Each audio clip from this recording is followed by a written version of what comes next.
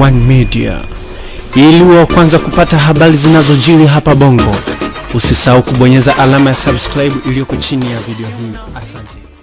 Mpenzi mtazamaji wa Bongo One Media, karibu tena katika YouTube channel yetu, tukizidi kukujuza taarifa na habari mbalimbali ambazo zinajiri ndani lakini pia na nje Tanzania. Moja ya taarifa kubwa zaidi ambazo zinatikisa kwa sasa katika hiki kipindi cha dirisha dogo la usajili ni zile ambazo zinavuma katika ukanda wa club ya Young African. Club ya Young African kupitia rais wao ambaye ni Engineer Said, lakini pia mwenyekiti wa virabu barani Afrika, ameweza kuweka wazi kuwa club ya Young African iko mbioni kukamilisha usajili wa nyota kutokea katika taifa la Uganda, kwamba ndani ya Uganda kuna mchezaji mkubwa ambao wanaenda kumaliza kila kitu kwa upande wake.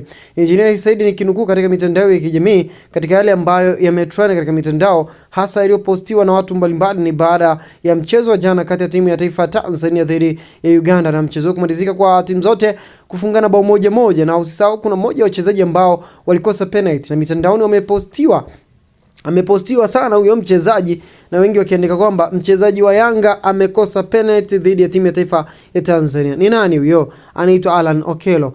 Alan Okello alipata nafasi ya kuipatia timu ya Uganda bao la pili, lakini alipaisha mpira huo, na kama angefanikisha hivyo, basi moja kwa moja ingefuta matumaini ya Taifa Stars kuendelea katika mashindano ya African Cup of Champions. Wanasema ni African Cup of Nations, yani AFCON. Na ilikuwa ni bao ambalo lilikuwa ni dakika za lala salama, lakini penalty hiyo hakuweza kuikwamisha kinyani, yani nyavuni, naweza nikasema hivyo. Sasa baada hapo watu wengi wameposti kuhusiana na mchezaji huyo kusajiliwa ndani ya club ya Young African.